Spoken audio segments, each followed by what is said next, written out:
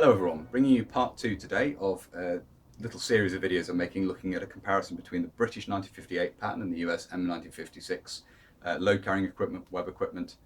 In this part of this series we're going to have a look at the individual components in more detail, but I just thought it would be good to start off with them on the mannequins to show you how the equipment sets look together.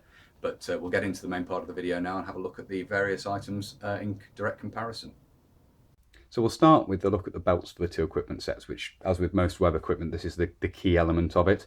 You've got at the top there, or you've got furthest away from the camera here, the M-1956 belt and obviously the 1958 pattern here. Quite similar in that they adjust in a very similar manner, as you can see, using the hooks and eyelets down the centre of the belt. Definitely a departure from British practice, from previous British practice. I'm not sure if this is directly US influenced or whether it was drawn perhaps from the Canadian 1951 pattern, which used this method. But whichever way, it's certainly originally part of Mills' US equipment designs is to have this this hook and set of eyelets down the middle of the belt to allow adjustment. And it works very well. It's certainly not a bad design by any means. The British belt is somewhat heavier duty, I would say, just from the feel of it. The weight of US webbing is a bit thinner, the weave and so on. Otherwise, very similar in many other ways, similar shade of green with camouflage, blackened fittings, but obviously adapted to the two different web equipment systems. And the 1958 pattern still using the hooks and little pockets on the back to attach equipment so it doesn't slide around. And we'll have a look at that in a little bit more detail in just a minute or two. And the US equipment obviously needing the upper set of eyelets to take the suspenders, but also having the lower set as well, which allow previous designs of equipment using the M1910 hanger hooks to be used alongside this. One example being the field dressing pockets, the Carlisle dressing pockets, which were seen for quite some time in the late 50s after the equipment was introduced. Basically it makes it compatible with previous equipments, which is a good idea. The British equipment to a degree as well, the belt is the same width and so forth. You could, if you wished, mix and match various items. The 1944 pattern, a water bottle was a common addition, but that used a belt loop on the carrier anyway when the hanger hooks weren't being used, so that was pretty much compatible with any belt that would fit. So I think there's less emphasis in British use on compatibility with previous equipment, but that's the two belts compared. Obviously another feature of the British belt specific to its design is the little D-rings here to take the cape carrier, the poncho carrier, that clips on round the back.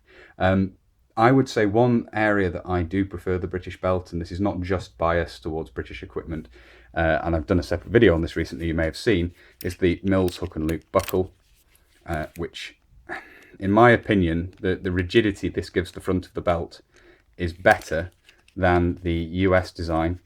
And this is, again, not from field experience in the field, just an opinion that I have, whereas this of course can rotate and doesn't give any rigidity to the front of the belt. And I have seen photographs of men where the belt is sagging down.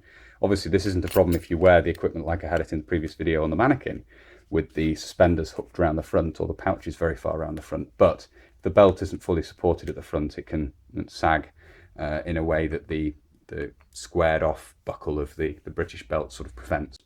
In my opinion, a slight area of superiority of the British equipment over the US. Yeah, so that's the first issue, US M1956 belt and the British 1958 pattern belt. Another point to raise about both these belts, of course, is they are both made with two different sizes. The M1956 being made in sizes medium and large, and the 1958 pattern being made in sizes normal and large. So again, made to be adaptable there. Now we're going to have a look at the suspension systems for the two equipment sets. We have here, of course, the M1956 suspenders and the British 1958 pattern yoke, both of which were a bit of a departure from previous designs. I believe the US M1956 was the first equipment set to use what is essentially a yoke type suspension. That means it's a piece with a padded section that joins together at the back, as opposed to having braces which, though they may be captive, they may have a loop holding them together, as they had been on the M1944 and M1945.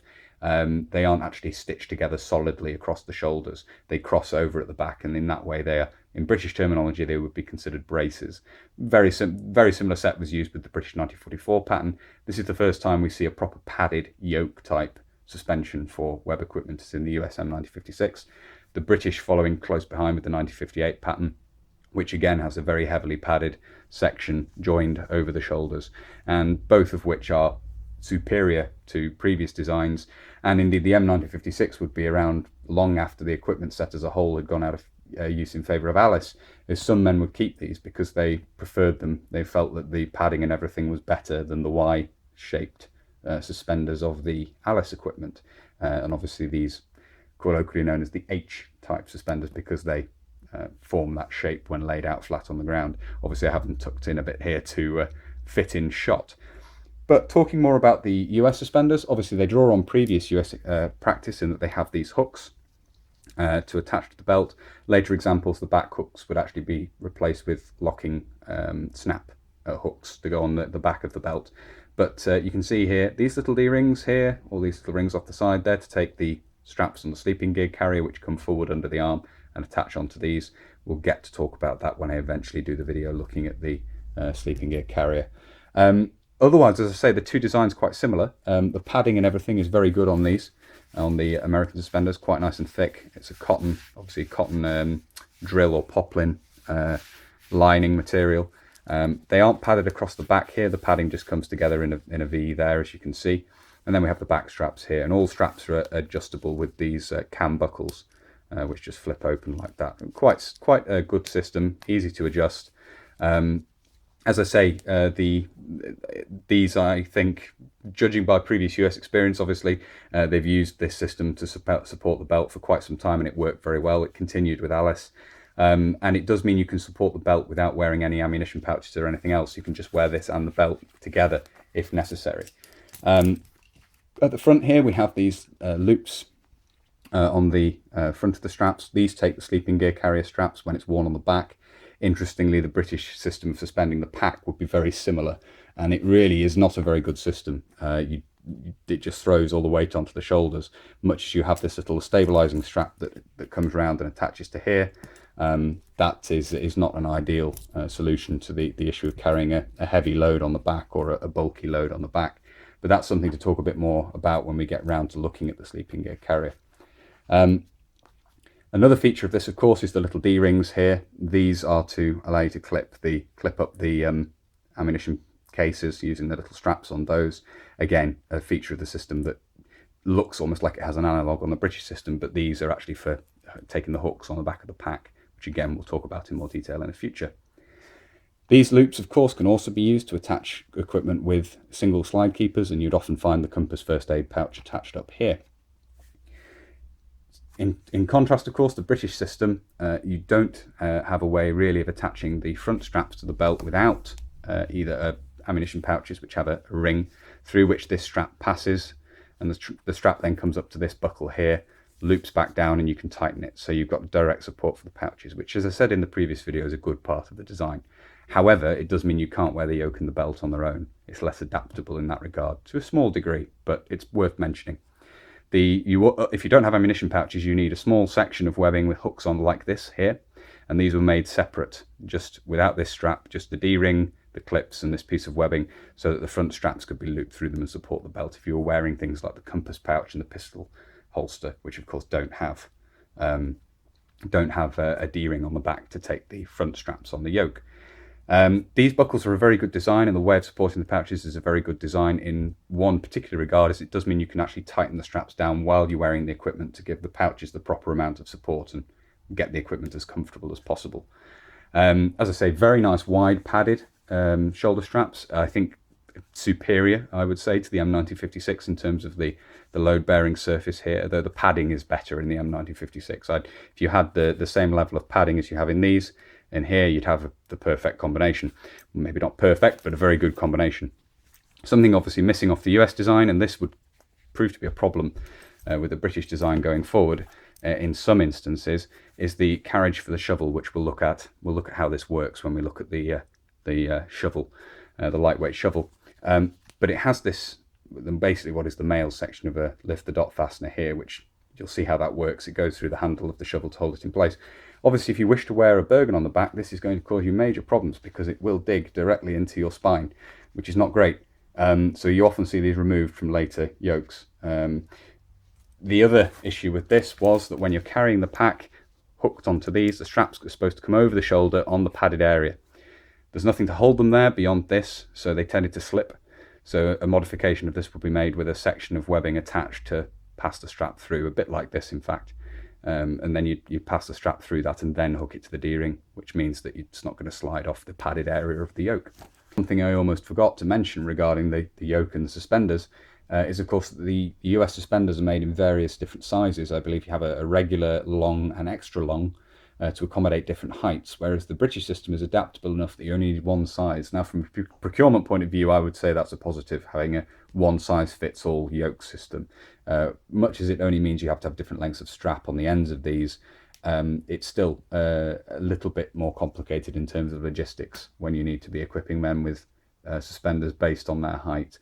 This is a set of long, I mean, I'm average height, I'm about 5'10", 5'11", and I really, for comfort's sake, need a long set. I can get away with regular when I'm wearing the field pack on the back.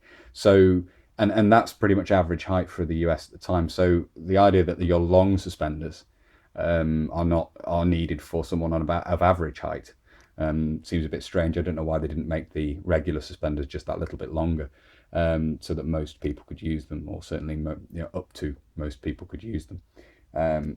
Given that, as I say, I'm average height for the time and I really need a set of long to be comfortable. These are adjusted for the mannequin, not for me. That's why they're tightened up so much. So, as I say, just a small point to make about the two different suspension systems there. Okay, so the first item of equipment to be attached to the yoke and belt system that we're going to look at are the ammunition pouches or ammunition cases. And on the left here, we'll start with the M-1956. A departure from previous US designs. Obviously, you now have universal ammunition cases as opposed to having cartridge belts for specific weapons, and this is a good thing in general. Although later on, of course, pouches would again be adapted for specific weapon systems, with the short version of these for the M16, and then the Alice pouch is really only designed to take M16 magazines, the 30-round examples, but that's in the future. At the time, the US needed adaptable pouches because they had various weapon systems in use, and the M14 was on the horizon. Although, of course, it wouldn't be introduced until 1959. It was being trialled at the time, or basically early examples of it were being trialled, and they had box magazines as opposed to the on-block clips of the M1 Garand. So a pouch that could carry them, that could be issued universally, was needed. Obviously, the BAR belt and things like this would have done the job, but you needed a universal ammunition pouch that would take various types of ammunition because men were going to be issued with different weapons during the changeover period. So that's what we have here. And as I say, this is a departure from US practice previously. There is some British influence in the design, I would say, in the quick release system here. We have a quick release tab, and I forget one of these works easily, the other one doesn't. It's this one that works easily, this one, the rivet, the eyelet in the end of the tab makes it difficult to use. For some reason, I don't know why. I don't know if it's got bent or buckled over the years. But that was a complaint with this, and of course they go to a plain pull tab without this feature later on, and they would also remove the stiffening from the front of these to allow a bit extra capacity. But you do have a stiffening piece in the front here. You have a piece of webbing on the side here, which could be used to take the compass first aid pouch, or primarily designed to take the spoon of a grenade with the top strap here, the strap wrapping around the top here to carry a grenade on each side of the pouch if you wished. A nice feature of the design, gives you a bit of extra carrying capacity there for grenades in quite a secure manner as well, and they're easy to hand. So I think it's a good feature of the design, and I like that. It's something that US will perpetuate in future pouch designs. You have here the slide keepers on the back. These are a key part of the M-1956 equipment set. Again, departure from US practice up to this point. And the idea was to have things held close and tight to the belt so they're not bouncing around as they had been with the previous M1910 hanger hooks.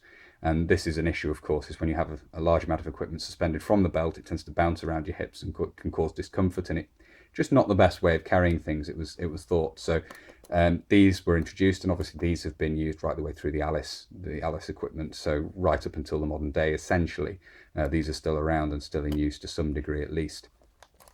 You have a strap here, separate strap at the top with a clip, which allows you, of course, to attach this to the D-rings on the suspenders so that it's supported, because it does sit quite high on the belt, as you can see. It sits quite high up on the belt, so some upper support was necessary. The British would come up with a different method of dealing with this problem, and latterly the US would as well. This strap would disappear on later designs, and you'd just have a tab with an eyelet in there that the hook on the suspenders could go into. From the link close system onwards, this was the method of doing it, the experimental link close system, which evolved into Alice essentially. So, not a handed pair. These are just two pouches issued as a pair. They are otherwise exactly the same design. And effective. They're a good design. In many ways, as I say, the suspension system aside, which I've talked about already, the design is a good one. By contrast, of course, we can see an immediate feature that's very similar here is the pull tab closure, the quick release closure on the British pouches, which I think the US had essentially, not from this system, but from previous British designs using this, I think that had been adapted. You do, of course, have fittings on the outside of these pouches to carry extra equipment. You have here the frog, the bayonet loops, sorry, it's not really a frog. The bayonet loops on the side of the pouch here to carry the SLR bayonet, a feature carried across from the 1944 pattern web equipment. And on the other side here, you have the pouch for the Energa rifle grenade launcher, or adapter rather, sorry, that fitted to allow Energa rifle grenades to be fired from the rifle. Not something that was in service very long, and yet the pouch would remain a part of the 1958 pattern design through most of its production life, in spite of the fact that the weapon system wasn't really in use for very long at all. The early design you can see here have a very heavily stiffened lid. The sides here. This is to give plenty of weather protection, although it was a bit over-engineered and this would disappear quickly from the design. I think this one here is actually missing the feature I want to talk about next. It is, so we'll open up the other one. We'll open up the left-hand pouch. And these have an interesting feature inside, which is a strap which essentially can be tightened to allow different heights of magazine to be carried in here. Obviously, these are much bigger than the US pouches because they're designed to take the 30-round magazines for the L4, the LMG magazines for the L4, the 7.62 conversion of the Bren gun, basically.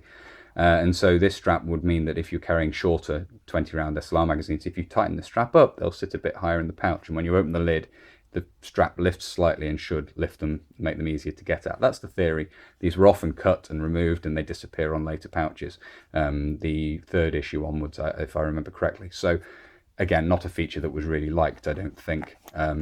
These are also quite shallow, so they won't carry many magazines. If we look here, I think you'll only get 2 SLR magazines in there comfortably, ditto LMG magazines. So that was something that changed as well, is a pouch. The third issue pouches were introduced, which had a much greater carrying capacity, somewhat similar to the second issue examples the US introduced, which removed the stiffening from the front and therefore gave a bit of extra capacity for M14 magazines. So that's the British design in contrast from the front.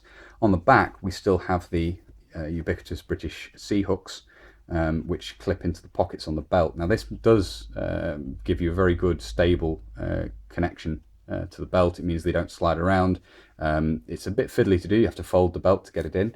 I think from that point of view, the slide keepers, which obviously we have open here, you can slide the belt into them and then close them down. Slightly better design. I like slide keepers. I think they're a very good design. There's not quite the same, unless they're very tight, there's not quite the same sort of locking on the belt. The pouches will move on the belt given enough impetus. This really does. If you put them in the pockets on the back of the belt, it locks the equipment in position on the belt and it's not going to slide around. Both systems work. And obviously this would remain through PLCE to stop stuff sliding around, though PLC uses belt loops to actually hold items onto the belt. There's a set of these on most of the equipment to hook into the back of the belt and stop stuff sliding around. I think the slide keepers, purely from usability, not having to fold the belt and everything, quite a nice design, and I think I prefer them really to the C-hooks. I think they're a slightly better design. Obviously there's a huge amount more in manufacturing these than there is in making the C-hooks for the British equipment, so from a procurement point of view, perhaps not as desirable, but that's a comparison between the way the two items are, the two systems work in terms of attaching things to the belt. We also have at the top here the D-ring. This takes the strap on the front of the yoke to support the pouches and obviously support the belt. A good part of the design, the pouches are directly supported. And then we have another little ring down here. This takes the side straps off the poncho carrier to stabilize that around the back so it's not flapping around, which again, nice little piece of the design. It means that it can be pulled tight around the buttocks and it stops it flapping around, and it is a good piece of the design. It works well. You can get it to be sit quite stably at the back there without moving around too much. So that's a comparison of the two different ammunition pouches. Obviously there's a difference in size because of the different ammunition loads being carried that needed to be accommodated. But as I say, there are other features which are interesting to compare, such as the way the pouches fit onto the belt and so on. Something we didn't cover in the previous part of this video was a comparison of the canteen and water bottle from the M-1956 and 1958 pattern equipment sets respectively. This of course is the M-1956 cover, which is essentially an adaptation of previous designs. You now have snaps instead of lift the dot fasteners, and on the back we have the slide keepers in place of the M1910 hanger hooks. As I say, other than that, the carrier is basically an adaptation of previous designs. It's lined with wool, lined with a wool pile still at this point. If we remove this here, you can see in there, or a wool mix pile anyway, you can see in there felt. And then we have the canteen itself here, which is a metal bottle and cup. Steel or aluminium. This is a stainless steel example from Second World War vintage. As you can see, the cup is quite heavily blackened. A metal cup, of course, you can heat it over a fire, which is a definite advantage of this set. And there really was nothing wrong with the M1910 style canteen, so it didn't need replacement. The British enamelled water bottle, on the other hand, was getting rather long in the tooth, and the 1944 pattern hadn't been made standard issue. So a new design of standard issue water bottle was introduced in the 1958 pattern. And the pouch is not a great design. Without a little bit of stretching, it won't actually take the cup and bottle easily. This one, I've had to do a little bit of stretching to get it to fit. But the problem we have here, obviously the cup nests on top in this instance rather than underneath. The problem, of course, is that the cup and bottle are both made of plastic. Now, the Americans would move over to a plastic canteen, of course, in the 60s. But the British cup being made of plastic basically means you've got a bit of a problem, because you can't heat it over a fire, you can't heat it over a stove, and the 1944 pattern, for those who could get hold of them, remained very popular partly because of this. And I think there's a strong argument that the British would have done better to keep the 1944 pattern carrier and water bottle and produce more of them for use with the 1958 pattern. That's an opinion I have regarding this. As I say, there's nothing inherently wrong with this design per se. I mean, the carrier leaves much to be desired, but a metal cup as standard issue would have been a better choice, in my opinion, than the plastic. We can see there. As I say, this is I think 70s dated example. The bottle is 1964, I think, 1964. As you can see there, the earliest examples there are of these, I believe, in 1962. So, as I say, definitely I'd err on the M1910 being better. I think the British had something good with the 1944 pattern design, and sticking with that would probably have been a better solution to the issue, or at least having a metal cup with this. Later, of course, metal cups would become commercially available that nested on top of this bottle, but they weren't standard issue, and that's a problem with this design, in my opinion. Although plastic cups, of course, do have the advantage that they don't burn your lips if you're drinking a hot beverage from them, whereas a metal conducts the heat directly to your skin, which is, again, not necessarily ideal. But I think the idea of being able to use it to heat water and so forth is definitely a plus. So that's the two bottles or canteens compared to each other. Now we're going to contrast the lightweight shovel with the US folding entrenching tool. Obviously, there's no equivalent for the carrier with the 1958 pattern equipment. If we bring the yoke in here, I can show you the system by which the shovel is carried on the back. Obviously, these straps run down the back to the belt, and this system here, which I discussed causing an issue when wearing the Bergen, this stud fits in that hole there, as you can see. And then these just fasten across. Oops, it's difficult to do it at arm's reach in front of the camera, but I will try. Put that one over first. And I'm also watching through the camera screen rather than looking directly to what I'm doing, but you get the idea. Then you put the quick release tab through there. And then that, of course, very securely holds the shovel in place on the back. And when you want it, you just pull that. This all unclips and away it comes. So that's the method of carrying the lightweight shovel on the back, using that fixture on the yoke. And obviously the US cover can be worn on the belt. As you can see on the back here, you have the slide keepers there, ubiquitous slide keepers. As I say, do like the design of those, I have to say. But the lack of provision for carrying this on the back, as I say, purely given the thought process that went into the M-1956 equipment, seems odd that there was no provision to carry it on the back. But anyway, looking a little bit more detail at the cover here, we can see the fittings there which take the bayonets, of course, when it's worn across the entrenching tool. Look at those in a little more detail here. But the main thing to compare is the two entrenching tools, or two shovels. So we can compare these side by side now, and as you can see, there's not much in it for length, but the British design obviously does have the T-handle, which makes it a little bit easier to wield. The blade is also a little bit larger as well, although it's difficult to tell in camera. Perhaps you can see there, if I put them side by side, you can see that there is a size there's a size difference there. The US system, as I say, this is a very good design of folding entrenching tool, but I, as previously said, would prefer to have a small proper shovel that's one piece. It's just more sturdy, although if I'm going to carry a folding one, this design is very, very good, I have to say. This operates, of course, using the screw here, and I unfolded it off camera, but you can see you release that off and then it folds in there. And I can just show you the pick handle. Ooh, let's loosen that off a little bit more. You can extend the shovel and the pick head out like this. You get a pickmatic. Put both of them out like that. You get a sort of pick. And then obviously if you're digging in softer ground but you want to still use a pick action, you can use the shovel head at an angle like that. So as I say, more of a multi-purpose tool, but I would still rather have the lightweight pick and the lightweight shovel as separate items. Obviously you carry one or the other of those.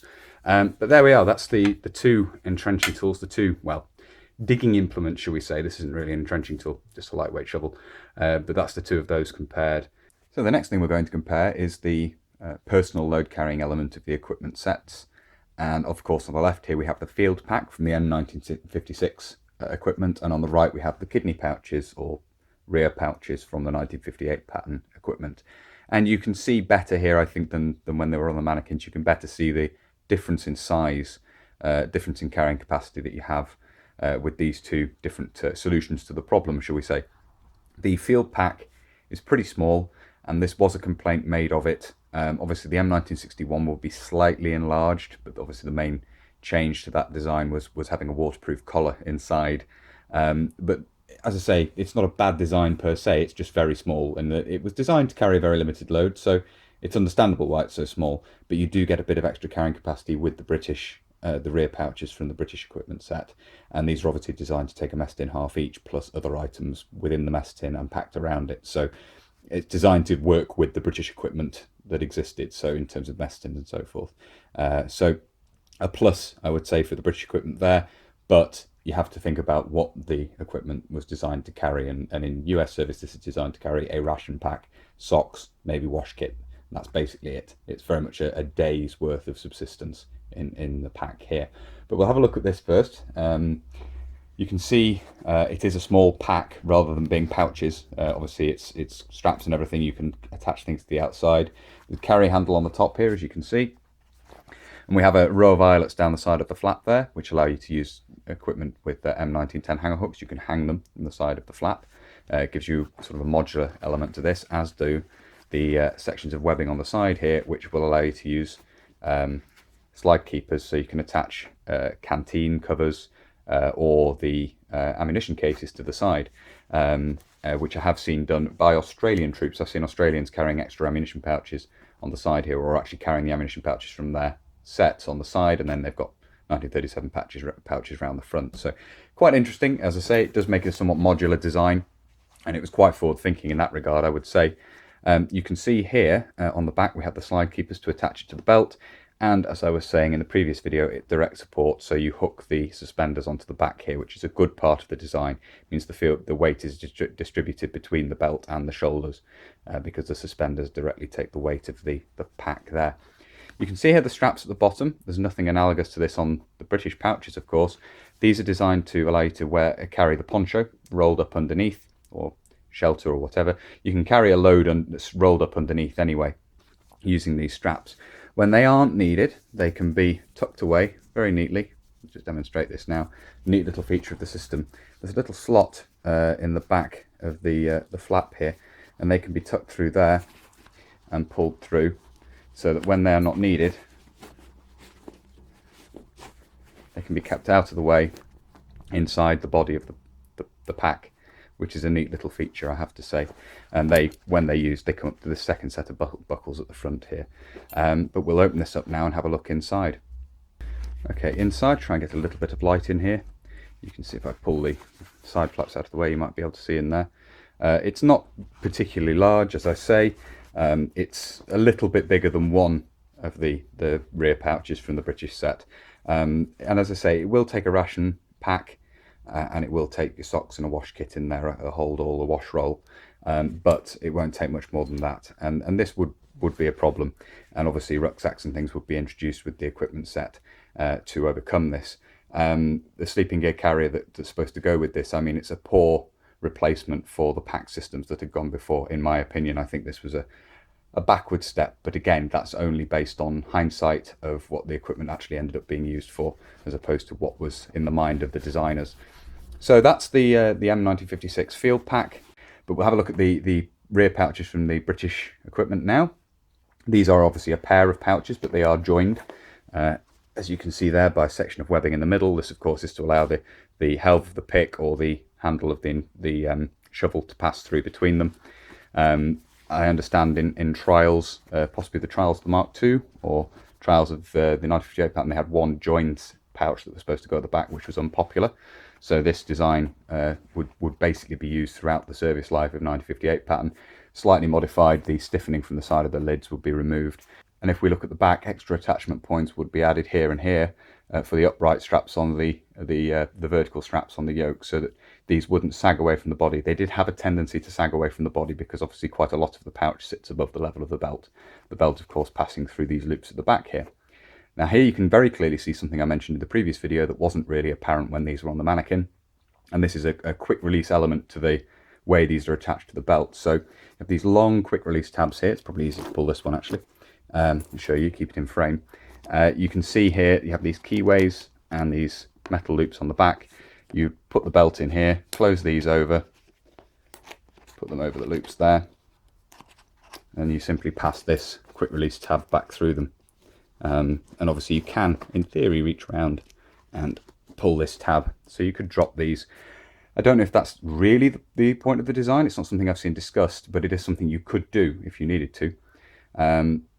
Not directly supported by the yoke. As I say, even with the tab added at the top, they still just they weren't directly supported by it. It just stopped them sagging away. So again, I think something you have to say of the M-1956 field pack is it's directly supported by the yoke. It just makes it a little bit better supported, and it does distribute the weight a little bit better than these. As I say, this is an interesting feature. It would be perpetuated when you got the upper support point as well. That also had a quick release tab, so you maintain the ability to remove these from the set without having to actually physically unclip them from the belt or remove anything else to get these off. So as I say, you do often see men wearing the equipment set, certainly early on, without these attached. So again, I think that's an element of trying to make the equipment more adaptable. You could very quickly attach these if you needed to go off on foot for a short amount of time, and you could perhaps take them off if you were travelling in an armoured personnel carrier. As I say, I'm not entirely sure that's the logic behind it, but that would seem to be a reasonable explanation. Okay, having turned these around now, you can see each of them has a quick release opening, similar to the ammunition pouches. We can have a quick look inside one of them here, and you can see in there, you've got a fairly good volume in there. As I say, easily get a mess tin half in there, and things packed around it and inside it, of course. And you can see under the flap here, a nice little feature of the 1958 pattern that people often forget about is you actually have a utility strap underneath the flap here. And this, as far as I can make out, is to replace the 1-inch straps, the supporting straps, the 1908 pack, which of course had been used with 1937 pattern as well. And they had often also been used as utility straps to strap things onto equipment or onto the back of belts and so on. And these are short, but they will allow you to strap things on to the equipment if need be. So quite a neat little piece of the design there. You can see these are an early examples to have little crimped tips on them, in contrast to other British equipment which had riveted tips to the end of the webbing, and later 1958 pattern would reintroduce that type because these pulled off rather easily. They're quite small compared to, if we compare these to the American design, as you can see they're quite short. If we bring this up to the camera here, try and get it to focus, you can see they're quite short. There's not as much metal there gripping the webbing, so they tended to pull off. So copying American design there, but not doing it very well, and so there would be a return to the riveted ends on the webbing. So that's a look at the rear pouches, or the rear pack, from the two equipment sets. We'll move on now to have a look at a couple of the bits of kit which don't really, there's no real analog between the two equipment sets. Okay, here we have an early cape carrier or poncho carrier. Obviously this clips onto the back of the belt using these two upper hooks here, and then these side hooks come around and clip onto the sides of the ammunition pouches to stabilize it. Obviously the US solved this issue just by adding straps to the bottom of the field pack, and this seemed maybe at first an overcomplicated way of dealing with the situation. However, it would come in useful, very useful later on in carrying MBC kit. It's a very good bit of kit to bundle your MBC kit into and buckle up. Keeps it all together. But that wasn't the initial design. This was designed to carry the poncho. I think one of the reasons you end up with a carrier rather than straps is because you also need a carrier for the head for the lightweight pick, which is what we can see here. So you pull this quick release tab here, and the pick, undo this buckle as well, and the pick head slots into there. This also provides us a stabilizing strap for the helve on its way down, and if we fasten that up again, do it one-handed here. I'm not sure why I'm trying to do it one-handed. My other hand is free, but never mind. I've done it. Again, you can see the little crimp tip on the end of the strap here. These early poncho carriers, cape carriers, only have two adjustment points inside. Later on, a third would be added as well to give a little bit more adjustment in the actual in how this could be fastened. Basically a third one of these little metal rings would be added, but otherwise the design remained essentially the same, and as I say, it would later come on to be used to carry MBC kit, for which it was very useful. Often worn, instead of being worn below the belt, it would be worn above the belt, but that's an adaptation of the equipment that would come in later on. The final thing we're going to look at here is the compass stroke first aid pouch from the US M-1956 equipment. There is, of course, a compass pouch which can be used with the 1958 pattern, which is something we'll possibly contrast with this in the future.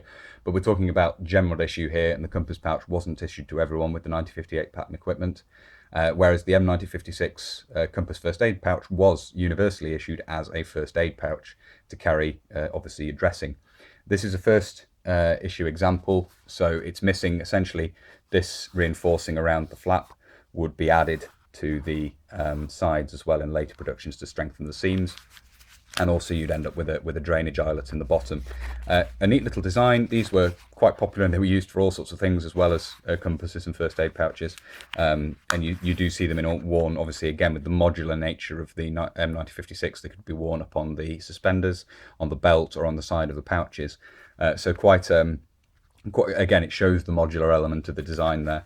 Again, a single slide keeper on the back, attached with this piece of webbing here, and quite a neat little pouch. You see later Alice pouches turn up occasionally, or British webbing sets used to carry various items, but this design obviously has basically been adapted to US equipment going forward. So it was obviously used with the M1967 in nylon form, then with the Linklow and Alice equipment. So a neat little design, and they're quite popular because they are useful little pouches to have anyway.